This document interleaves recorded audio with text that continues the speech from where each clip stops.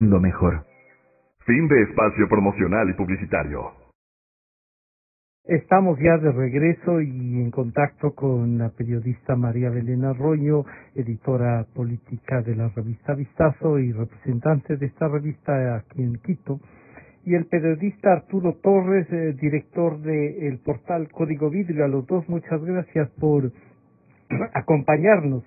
María Belén, un primer acercamiento antes de ir a Arturo, que nos pueda hacer un señalamiento de lo descubierto, pero aquí ya ha habido, se ha tenido acceso a los videos de un teléfono, se supone, o por lo menos acceso a videos que se pueden analizar cómo estos dos israelitas o ciudadanos que tenían pasaporte israelita, Shaina Dahan y Oren Seiman, en el Ecuador y cómo se les ha facilitado esta actuación.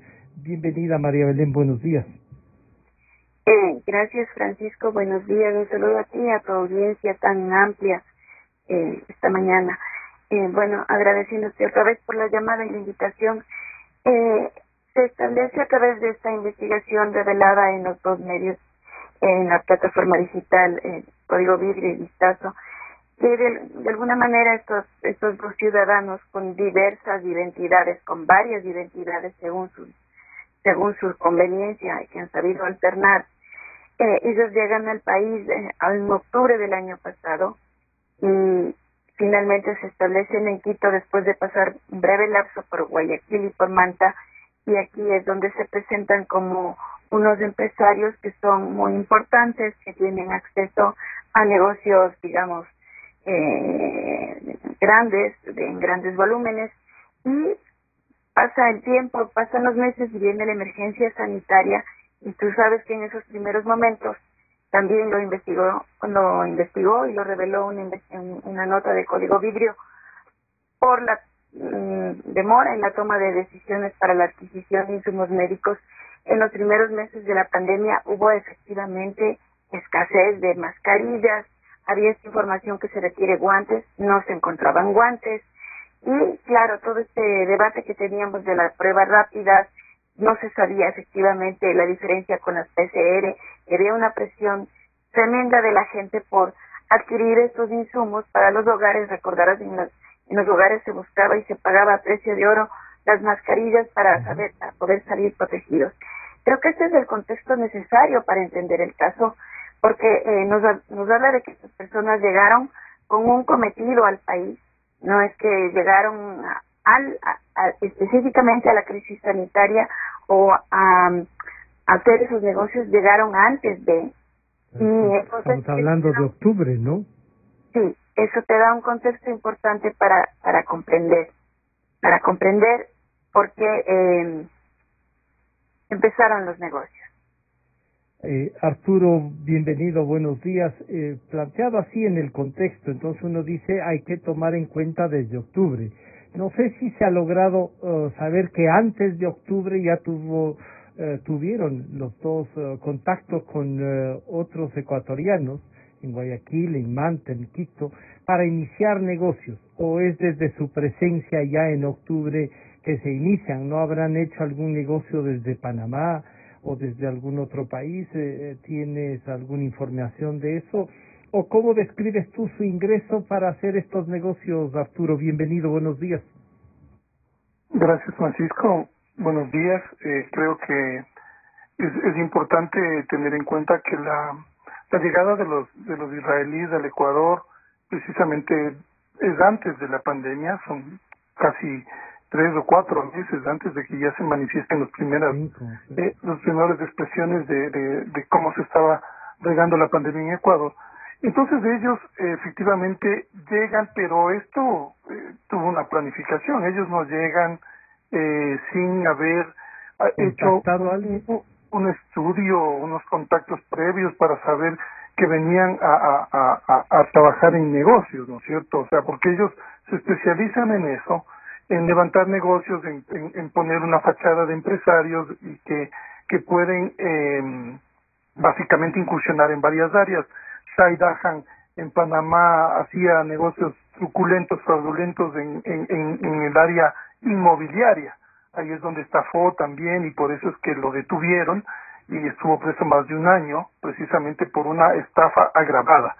Entonces ellos se dedicaban a estafas en diferentes campos, ¿no es cierto?, a negociados en diferentes campos y evidentemente cuando llegan al Ecuador deben haber contado con información previa y los nexos que les permitan, ellos vieron en Ecuador un sitio favorable para los negocios porque si no, no habrían venido acá al Y ahí Ecuador. sí vieron el giro específico del negocio al que querían dedicarse y quiénes podrían ser sus potenciales clientes. O sea, hicieron un estudio casi de mercado, Arturo. Sí, se ve que es una organización que tiene mucha información, que no improvisa, que articula una fachada, que alquila departamentos caros para precisamente mostrar esa apariencia, ¿no?, de que son empresarios y que son confiables. Empiezan a ganarse a la gente, tienen nexos con diferentes personas de seguridad, la gente que está en el edificio, pero además entonces en ese lapso ellos ¿a qué estaban dedicados? Eso es precisamente lo que estamos ahora mismo tratando de establecer, en qué actividades económicas estuvieron ellos dedicados estos 4 o 5 meses, que por los antecedentes y por los datos que ha proporcionado una de las personas que está que denunció este tema, que es este emprendedor Brian, en mayo, en mayo denuncia él, el 23 de mayo la estafa, y a partir de eso es que un poco se entiende que ellos ya tenían contactos habían conocido por lo que ellos relatan, por lo que los israelíes le cuentan, que ya habían tenido contacto con Jacobo Bucaram y que iban a hacer negocios también en Guayaquil. Previamente llegaron a Guayaquil según este mismo testimonio y bueno, lo que nos toca recabar y obviamente a las autoridades es establecer exactamente qué otro tipo de actividades realizaron en el Ecuador, por qué vinieron exactamente, cómo se produjo esa llegada, porque de lo que conocemos ellos no llegan por vía aérea, llegan por vía terrestre porque no hay registros migratorios al parecer oficiales de su llegada de los israelíes y tampoco de la peruana, ¿no es cierto?, que es la novia de uno de ellos y que es la que hace la labor logística, que arrienda departamentos, que compra carros. No olvidemos que tenían 3 vehículos a su disposición, todos lujosos. Entonces, para esta operación había mucha plata de por medio para montar la fachada y poder concretar todos esos negocios. Quizá ellos ya conocían del negocio de las medicinas que aquí estaba siendo próspero. Esa es una muy buena observación, porque estamos en un contexto de corrupción donde los negociados son fáciles, donde básicamente tener contactos, mira, la relación es evidente, ¿no? O sea, la forma en que las contrataciones se venían haciendo en salud de una manera totalmente discrecional a través de sistemas de emergencia, más o menos el mecanismo es parecido de una década. Entonces, ¿quiénes saben cómo? O sea, no olvidemos que cualquiera podía vender insumos médicos al sistema de salud público, aunque no sean importadores médicos ni tengan permisos de ARCSA. Entonces, con esa discrecionalidad y esa negligencia sistemática de las autoridades de salud, de controlar, por ejemplo, qué tipo de productos recibían, quiénes eran los distribuidores, cómo se importaron ese tipo de insumos, o sea, evidentemente esa información pudo haber llegado a manos de los israelíes y ellos hicieron el 2 más 2, 4, vámonos a Ecuador. Aquí está la cancha abierta. Ese es el paraíso para los negociados, entonces evidentemente tenían información previa. María Belén, esto nos lleva a que con toda esta información, esta forma de introducirse en la sociedad ecuatoriana, nada menos también consiguen, de lo que se sabe, contactar a gente de seguridad de las principales autoridades del país. Y claro, eso podría de alguna manera generar incluso duda, y algunos así se han puesto a dudar, de que algo podrían conocer estas principales autoridades. ¿Qué sabemos de estos contactos? ¿O era esta forma de introducirse socialmente la que les llevó, que esta gente puede llegar porque trabaja ahí, porque puede permanecer. ¿Cuál podría ser la lectura, María Belén? Francisco, como lo planteas, es una inquietud absolutamente válida. Hay un antecedente y es que estas personas en Panamá reportaron cuando se produjo la fuga en esta cárcel de La Joyita en Panamá. Él había mencionado que le costó $2 millones su fuga, el señor Dahan. Él estuvo, como ha mencionado Arturo, en la cárcel La Joyita por un delito de estafa agravada. Y él luego había mencionado que le costó $2 millones su fuga y que su cabeza era requerida y que altas esferas políticas de ese país habían puesto precio a su cabeza porque él conocía detalles de la corrupción de políticos en ese país.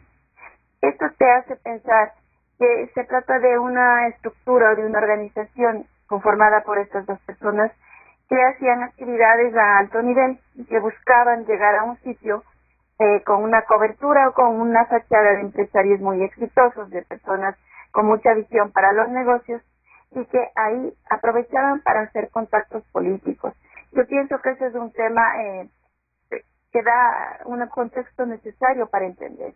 El gran esfuerzo investigativo debería orientarse de por dónde enfilaron esas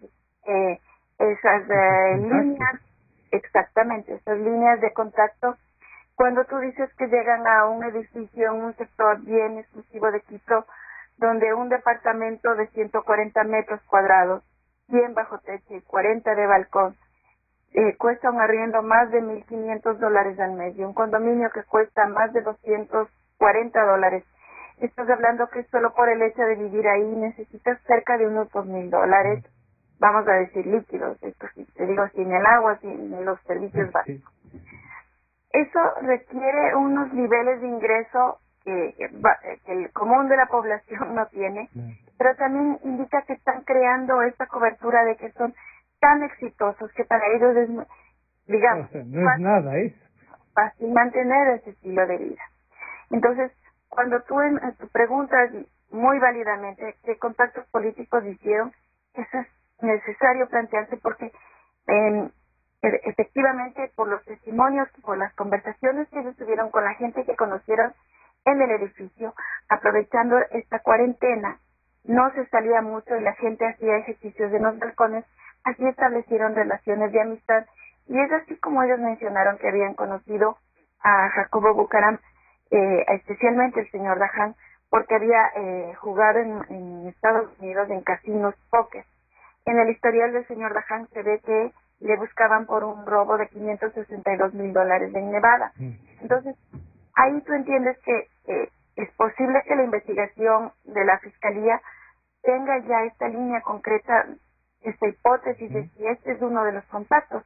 Ahora, tú vas más allá en tu inquietud y es que justamente a través de su facilidad para ser buenos anfitriones del señor Dahan, un buen cocinero y un generoso anfitrión, parece que cooptó la amistad de 2 de 3 integrantes de esta caravana presidencial o este grupo de uniformados de la Policía Metropolitana que daban seguridad a varias autoridades nacionales, a 3 autoridades nacionales, vicepresidente incluido.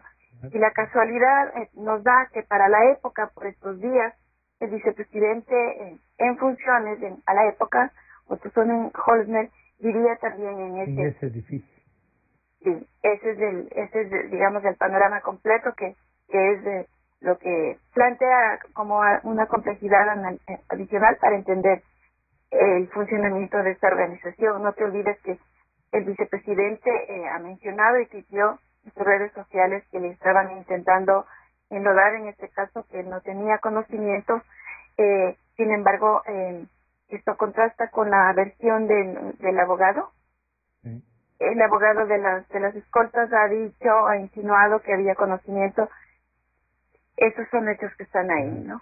Claro, y Arturo, entonces, claro, sí se puede usar también, porque una cosa es que tengan contacto con los escoltas, con la gente que está alrededor de la seguridad, y otra que en realidad no siempre puede pensarse que la autoridad conoce, pero también no hay que descartar que a veces pueden ser llevados hacia eso los escoltas, ¿no?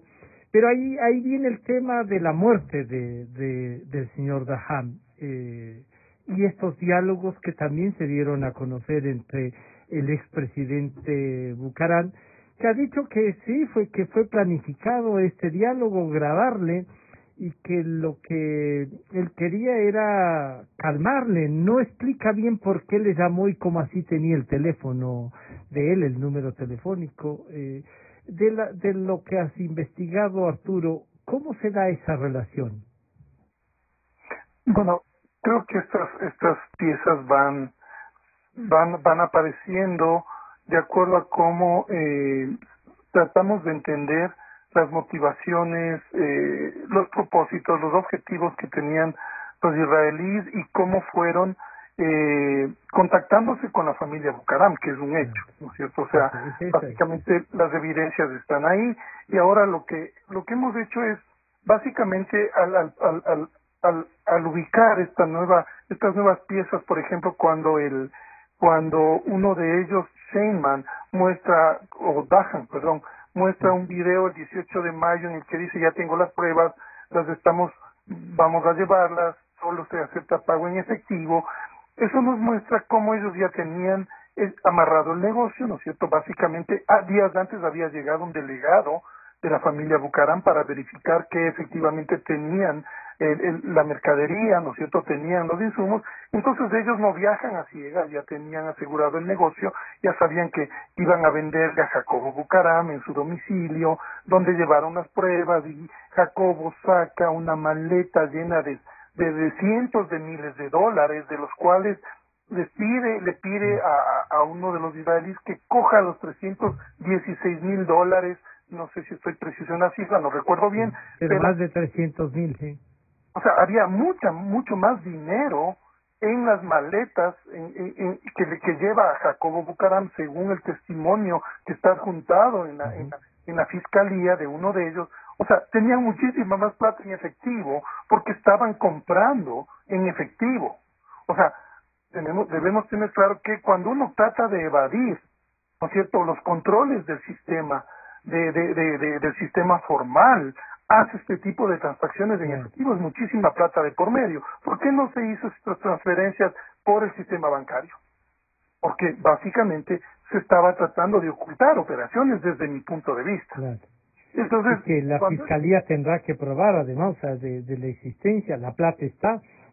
Arturo, esas pruebas que Daham las provee de lo que se sabe al señor Bucaram, son las mismas que han utilizado en la Seguridad Social y en los hospitales del Ministerio de Salud, son las mismas de las que se encontró en la casa del expresidente Bucaram, y la otra sería, ¿alguien sabe quién las importó? ¿Cómo así estaban en el país? Sí, en el caso concreto de las pruebas que llevaron los israelíes, un importador ecuatoriano formal importó las pruebas, ¿no es cierto? Y su hijo, que es amigo es el mejor amigo del hijo de este importador, le da el dato a su amigo que tenía el contacto con los israelíes. Él les cuenta que tiene pruebas porque ellos también le habían comentado que estaban ya vendiendo mascarillas y otros insumos médicos aquí en Quito. Entonces, como se conocen, este empresario quiteño ve la posibilidad también de entrar y de hacer negocios, les comenta que un amigo suyo está importando pruebas. Entonces esa importación es legal, según lo que yo conozco, ¿no es cierto? Está registrada la importación de esas pruebas. Es legal, solo que adquieren los israelitas para venderlas en efectivo.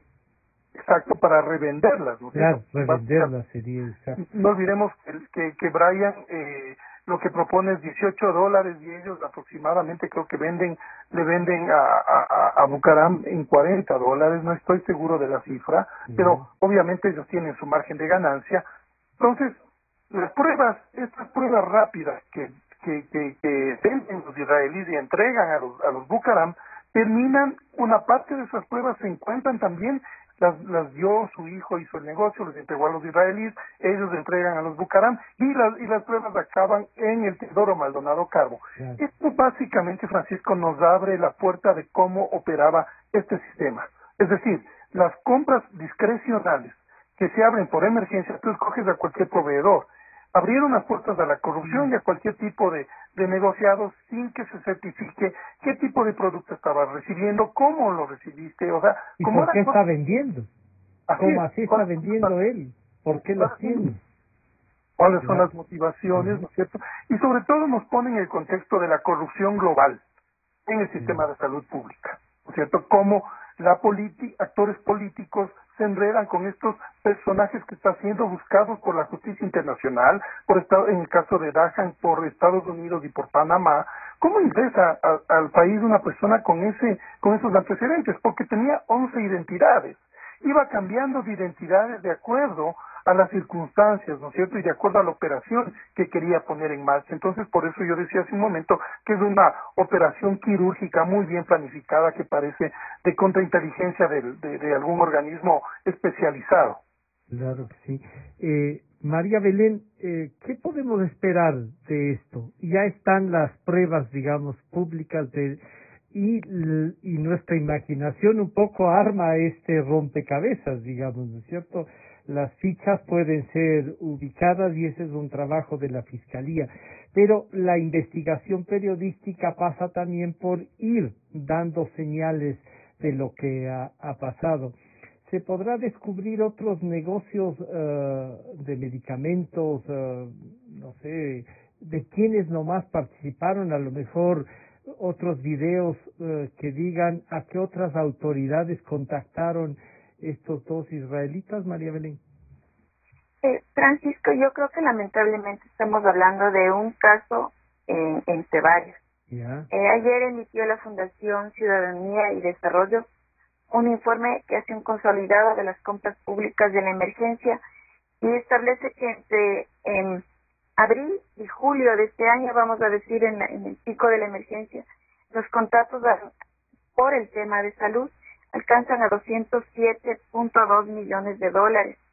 Y si tú ves el detalle por mes, estoy revisándolo aquí en mi dispositivo, en mayo son 81 millones de dólares en transacciones y en abril son 59 millones de dólares. Es en este contexto en el que se produce la transacción de los israelíes. Para entender cuán importante era el tema de los insumos de ese momento, hay un antecedente. Estos vecinos de Balcón, en el piso 14 de este edificio exclusivo en Quito, ellos se nota que son unos emprendedores jóvenes, una pareja joven, y en cenas que tuvieron con sus vecinos, porque ya empezaron a ejercitarse en el balcón, a hacer ejercicio físico, actividad. No olvides que uno de los dos israelíes tenía este perfil como muy atlético y por eso le decían Tarzán. Se ganaron la confianza y a partir de eso es que se establece una primera negociación de mascarillas, de un lote de 2,000 mascarillas que se vendieron muy bien y después un lote de 10,000 mascarillas que también le adquirieron. Y ahí es como uno dice, se ganaron la confianza. Diciendo, como tenemos bebés, somos extranjeros, importamos directo, hay unas mascarillas para venta. Así es como empieza, ese es el antecedente para la negociación de las pruebas rápidas. Entonces, del momento que recibe este joven emprendedor el aviso de que su mejor amigo, su amigo de la infancia, es hijo de una persona que ha importado miles de pruebas rápidas, ese es el antecedente de las mascarillas para esta negociación. Entonces, de hecho... Lo van tejiendo, ¿no? Sí, de hecho, entonces es que cada prueba rápida él la recibe a consignación del amigo en $10.50 y el pacto es que su contraparte le pague $18 la prueba.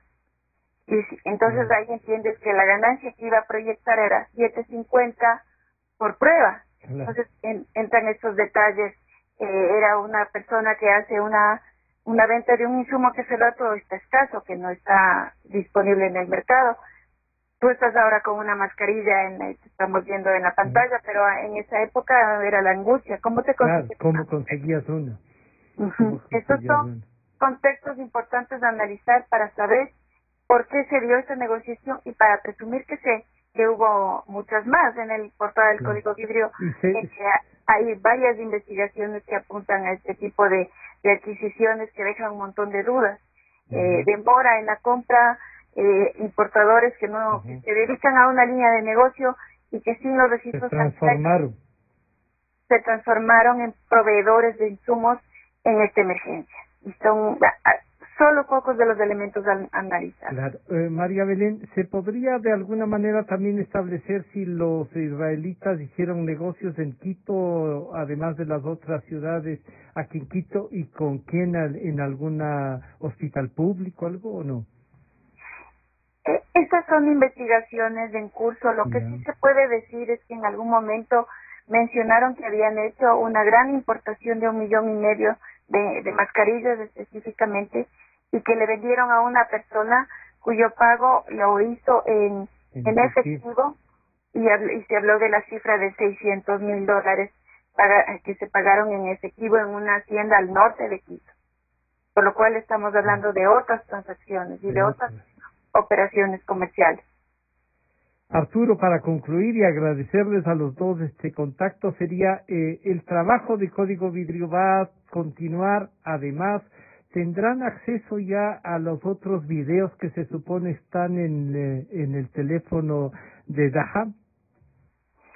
Bueno, nosotros procuraremos seguir informando sobre este tema que es de interés público.